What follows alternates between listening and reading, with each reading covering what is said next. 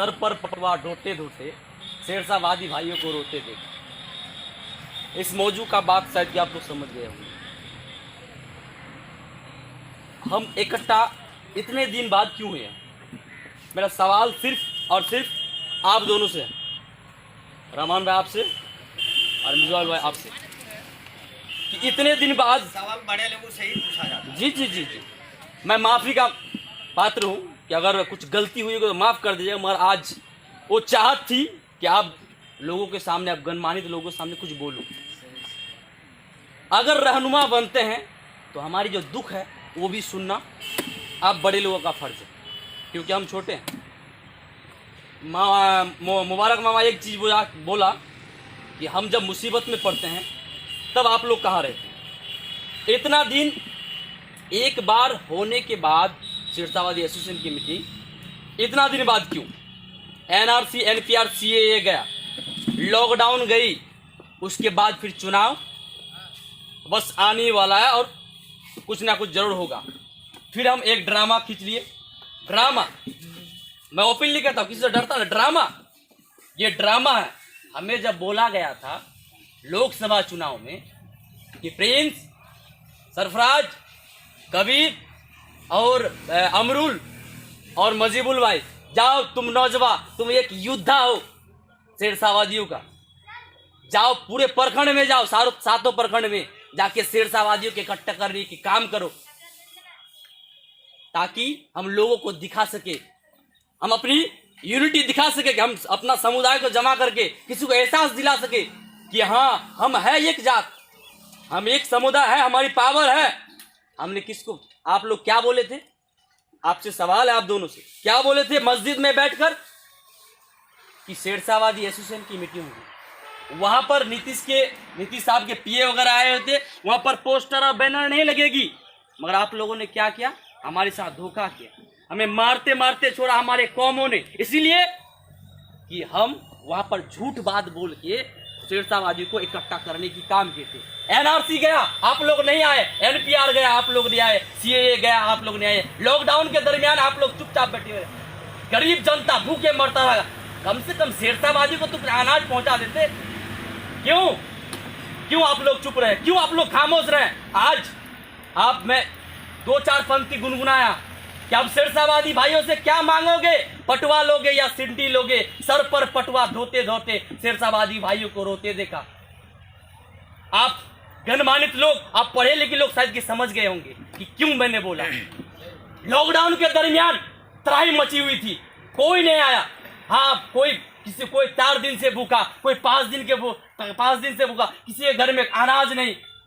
किसी बूढ़ी माँ ने कहा कि मेरी 60 दिन से आज नस नस तक सूखी हुई है, मुझे अनाज पहुंचा दो। आप लोग कहाँ गए थे?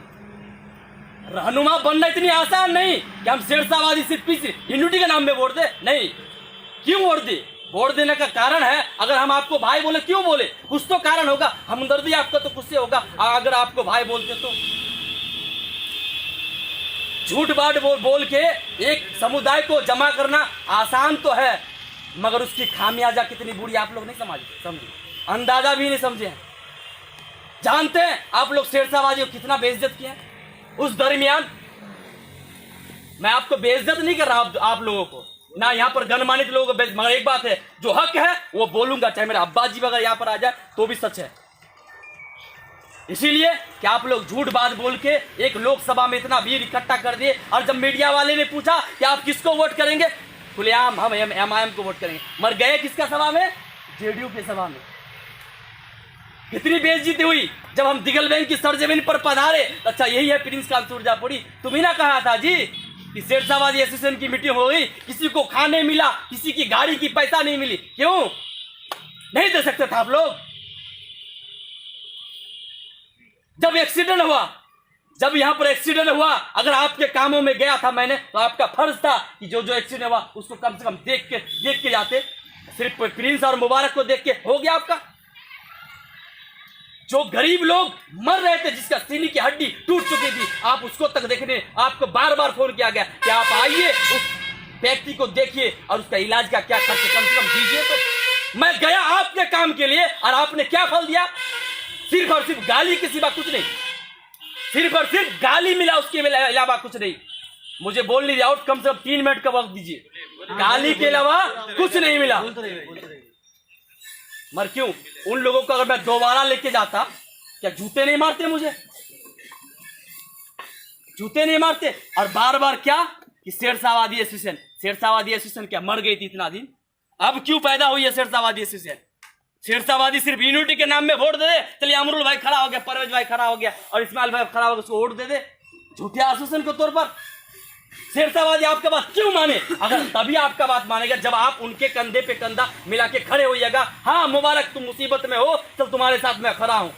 बताओ तो सही, आप लोगों ने वो नहीं किया। आज आकर हाँ शेरशाहवादी के नाम पर वोट देना है, फिर से वही झूठे वादा। अब जब हम लोग एक तरह के बरसाती मेढक बन के इकट्ठा हो गए, ये बहुत ही गलत नीति है। इस नीति का मैं घोर निंदा करता हूं, इसका विरोध करता हूं। मैं तभी इसका समर्थन करूंगा जब आप लोग इस यूनिटी के लिए कुछ कीजिएगा। एनआरसी, सीए, एनपीआर, हाँ रहमान भाई कहाँ गया? अच्छा, आप टिकट बचाने के चक्कर में लग गए। मैं अगर एनआरसी, एनपीआर, सीए के विरुद्ध करूं तो मेरा साइड की टिकट कट जाए। मिसबा अव्वल भाई, आप तो बड़े ओहदे के लोग थे, मगर आप क्या किए? 1 किलो अनाज तक नहीं बढ़ा। कोई भी एक प्रोटेस्ट में जाकर शामिल हो जाते, हम शेरशाहवादियों की जो लाज है वो बच जाती। नहीं गए।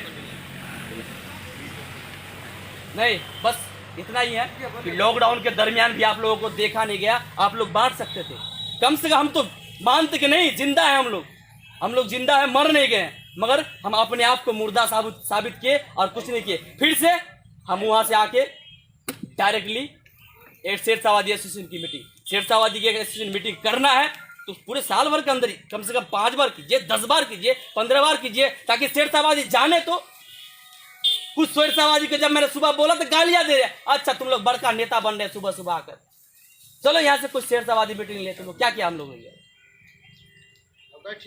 तो बात यह है कि अगर शेरशाहवादी की मीटिंग अगर आप लोग कर रहे हैं तो किस आधार पर कर रहे हैं? अगर हम अमरुल भाई को किसी को वोट दे तो क्यों दे? आप लोग इतना दिन से कहाँ गायब थे? मेरा ये जवाब चाहिए। अगर जवाब दे सटीक दे सकते तो आपका समर्थन हमें। मगर एक बात है, हम अपना कौम के लिए लड़ेंगे, अब भी लड़ते हैं, तब भी लड़ेंगे। हम जो करते हैं वो अपने जगह ठीक करते हैं। मगर एक बात है, चाटुकारिता, दलाली, मक्कारी, ये फरेबी नहीं होनी चाहिए कि हम बीजेपी के हाथों बिक गए। बीजेपी कोई दूध का, कोई भी पार्टी सेकुलर नहीं होती है। कोई भी पार्टी जो अपने आप को सेकुलर मानता है कि मैं सेकुलर पार्टी से जुड़ा हूं, कोई भी पार्टी सेकुलर नहीं है। वो चाहे जितना भी दूध का धुला हुआ, कुछ ना कुछ उनके अंदर करप्शन में डूबा हुआ है। इसलिए आप लोग फिर से शेरशाहवादी कौम को बेचने के काम नहीं करें। अगर बेचिएगा तो फिर मैं एक ही बात कह चुका हूं सोशल मीडिया के जरिए और सबके जरिए कि आप बेचिएगा तो अंजाम भी बुरा ही होगा। इतनी बात कहकर मैं अपनी बातों को खत्म करता हूँ। अस्सलाम वालेकुम।